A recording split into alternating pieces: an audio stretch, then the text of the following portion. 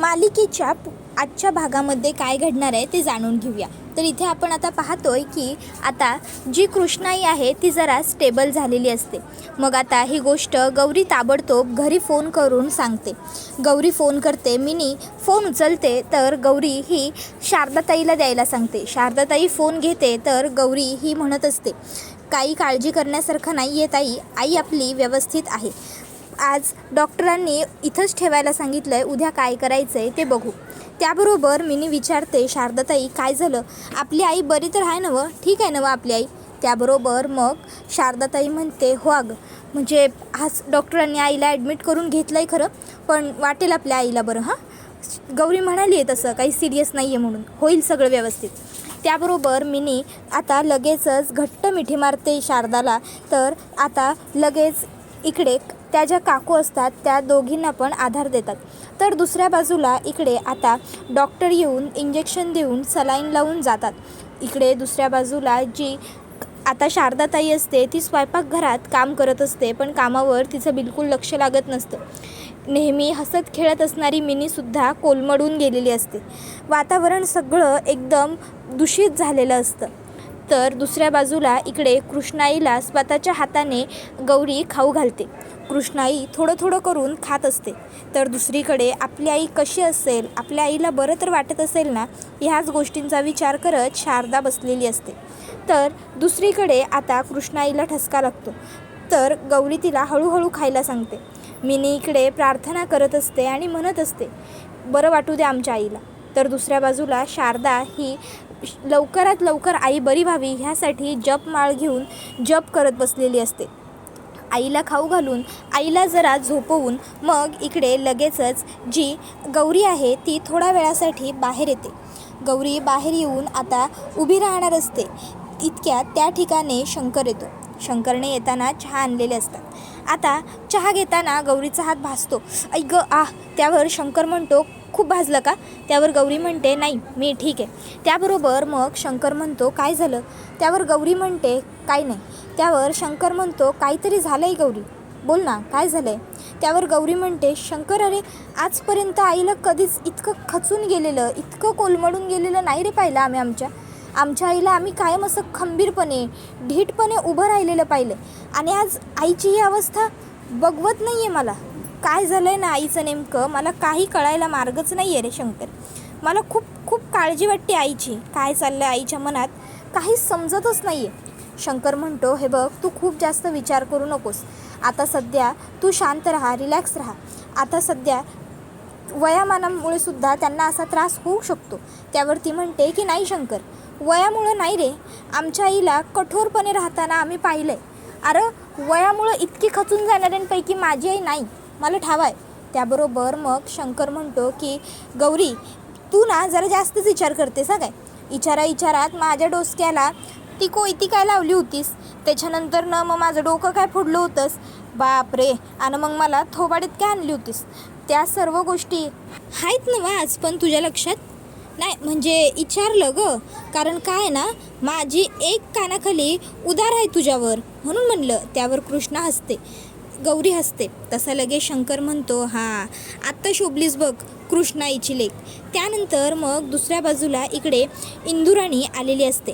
इंदुराणी ही आता कृष्णाईला म्हणते, कृष्णाराणी ए कृष्णाराणी, कृष्णाराणी. तशी कृष्णा आता बिचारी उठते. आता ती घाबरणार असते, डचकणार असते.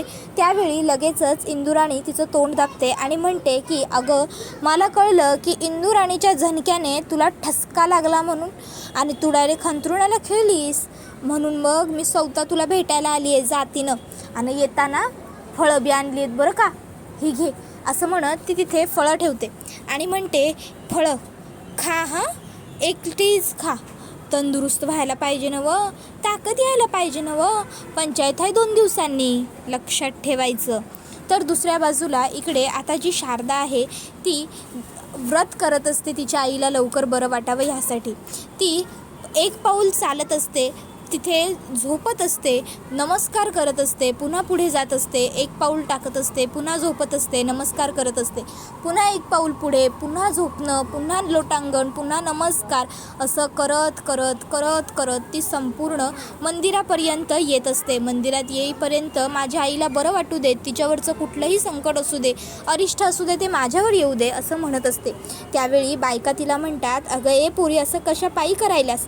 अगं अजून अख्खंच्या अख्खं आयुष्य पडलंय की तुझ्यामोर. जे काय तुला व्रतवैकल्य करायचे असेल ते भविष्यात पण करशीलच की. अगं आत्ता एवढं व्रत नको करूस. अगं पोरी ऐक की आमचं. अगं पोरी, पण ती काही ऐकायला तयार नसते, ती काही थांबत नसते. मग त्यावेळी त्या ठिकाणी आता मिनीचे सरसुद्धा आलेले असतात. मिनीचे सरसुद्धा तिला म्हणतात की शारदाजी, शारदाजी, अहो काय करताय तुम्ही? शारदाजी प्लीज प्लीज ऐका माझं. शारदाजी थांबवा हे सगळं.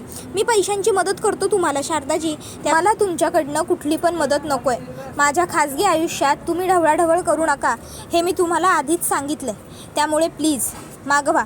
त्याबरोबर मग आता इकडे सर शारदाला म्हणतात, शारदाजी असं काय करताय?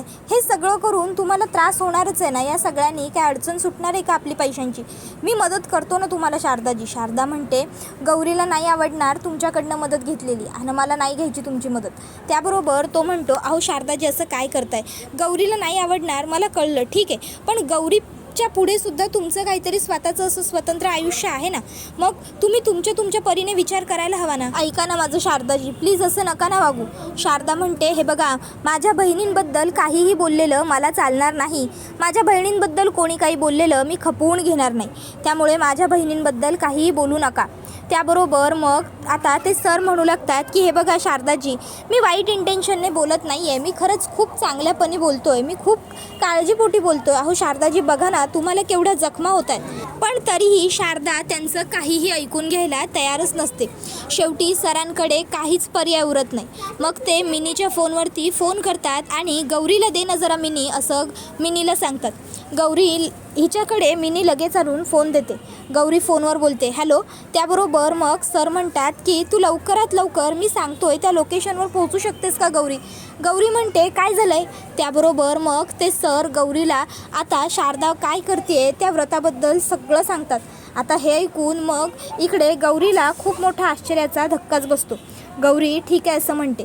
त्याच्यानंतर मग ती शारदाला आणण्यासाठी निघालेली असते. मिनीला ती सांगून जाते की मिनी, आईची व्यवस्थित काळजी घे.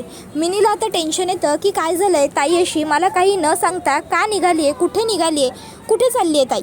तर दुसऱ्या बाजूला इकडे शारदा ही पुढे पुढे तिचं व्रत पूर्ण करत चाललेली असते आणि तिच्या मागे जे सर असतात, जे सर आहेत ते सुद्धा चालत चाललेले असतात. त्यांना शारदाचा हा त्रास सगळा बघवत नसतो. तोपर्यंत त्या ठिकाणी गौरी आणि शंकर पोहोचतात. गौरी आणि शंकर आल्याच्या नंतर गौरी ताबडतोब लगेचच शारदाला सावरते आणि म्हणते, ताई अगं थांब, ताई ताई थांब की, काय करायलेस हे सगळं?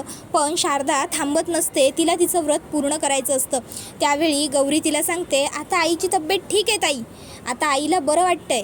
हे ऐकून शारदाला बरं वाटतं. मग कुठेतरी जाऊन शारदा तिचं ते व्रत वगैरे थांबवते आणि ते सगळं थांबवून ती सहज नमस्कार करते आणि देवी आईला म्हणते, आई, माझ्या आईवर येणारं कुठलंही संकट असू दे ते माझ्यावर टाक, पण माझ्या आईला काहीही होऊ देऊ नकोस. माझी आई एकदम ठणठणीत आणि व्यवस्थित राहू दे. माझ्या आईला लवकरात लवकर बरं कर. घरावर येणारं कोणतंही संकट असू दे ते माझ्यावर येऊ दे, पण माझ्या आईला काहीही होऊ देऊ नकोस. बास. त्याच्यानंतर मग शारदाताईला आता गौरी दवाखान्यात घेऊन येते. शारदाताईवरती इलाज वगैरे केले जातात आणि त्याच्यानंतर मग शारदाताईला घरी आणलं जातं. आता गौरीने शारदाला उचलूनच घरात आणलेलं असतं. मग तिला घरामध्ये व्यवस्थित बसवलं जातं. कृष्णाई ताबडतोब गौरीला घट्ट मिठी मारते आणि जवळ घेते. गौरीसुद्धा कृष्णाईला भेटून खूप ढसाढसा रडू लागते. मग मिनीसुद्धा भावनिक होते. त्याबरोबर मिनीसुद्धा त्या दोघींना कवटाळते. तर आता शंकर हे सगळं काही उभं राहून बघत असतो. त्यावेळी लगेचच शंकर हा गौरीकडे बघतो. गौरी ही शंकरकडे बघते. शंकर गौरीला खुणावतो, जरा बाहेर ये. गौरी बाहेर येते तर शंकर हा तिला म्हणतो की तू ठीक आहेस ना? त्यावर गौरी म्हणते, मी ठीक आहे रे, पण घरच्यांचं काय? मला ना राहून राहून सतत असं वाटतंय की शारदाताई आणि आई दोघीजणी मिळून माझ्यापासून काहीतरी लपवत आहेत. पण त्या काय लपवतायत ना हे अजून पण मला खरोखर कळतच नाही आहे. पण काहीतरी खूप मोठी गंभीर गोष्ट आहे जी त्या माझ्यापासून लपवतायत. त्यावेळी शंकर तिला सांगतो की हे बघ, आता विचार करण्याची ही वेळ नाही आहे. आता सध्या तुझी सगळ्यात जास्त गरज आहे त्यांना, त्यामुळे आता सध्या तरी तू त्यांच्यासोबत राहा, कळतंय? आणि काही लागलं तर पहिलं मला कळव. त्याच्यानंतर रात्री आता कृष्णाई ही शारदाला ठोपटत बसलेली असताना तिला एक चिठ्ठी आतमध्ये घरात आलेली दिसते, ज्यामध्ये लिहिलेलं असतं पंचायतीला फक्त 1 दिवस बाकी. त्याच्यानंतर मग आता दुसऱ्या दिवशी इकडे कृष्णाई जी आहे ती तुळशीचं पूजन करते आणि आता ती तुळशीवरून हात वगैरे फिरवून घरामध्ये जाऊ लागते. घरामध्ये येऊन ती आता चुलीपाशी बसते आणि चुलीपाशी बसल्यावर तिला त्यांच्या त्या घरातल्या त्या सुंदर आठवणी आठवू लागतात. त्या सर्व आठवणी आठवून मग कृष्णाई चुलीला नमस्कार करते आणि आता ती म्हणत असते, खरं तर माझ्या प्रत्येक चांगल्या वाईट चढत्या उतरत्या काळात तू मला खूप मनापासून आणि खूप भरभरून साथ दिलीस. माझ्या लेकींना मोठं करण्यामध्ये तुझंसुद्धा खूप मोठं योगदान आहे. माझ्या लेकींना शिक्षण मिळवून देण्यामध्ये सुद्धा तुझं खूप मोठं योगदान आहे. आजपर्यंत तू मला अशी खूप साथ दिलीस. यापुढे सुद्धा तुझी मला साथ अशीच राहावी एवढीच महादेवाच्या चरणी प्रार्थना करू शकते. बाकी सध्या तरी आता माझ्या हातात काहीही नाही आहे, असं म्हणत कृष्णाई ही थोडीशी भावनिक झालेली असते. त्यानंतर मग आता कृष्णाई ही तिकडे हात जोडते. पुढे आता काय घडणार आणि काय नाही हे मला काहीही माहीत नाही आहे, असं तिचं म्हणणं असतं. पंचायतीला फक्त 1 दिवस उरलाय, काय होईल आणि काय नाही गोष्टीचं मला खूप टेन्शन आलं आहे, असा ती विचार करते. तर दुसऱ्या बाजूला इकडे आता जी इंदुराणी आहे, इंदुराणीच्या भावाने तिला नवीन चप्पल आणलेली असते पंचायतीत जाण्यासाठी. इंदुराणी म्हणते, इंदुराणी अशी थाटात जाऊन टेचा ती चप्पल घालून तिथं पंचायतीत उभी राहणार.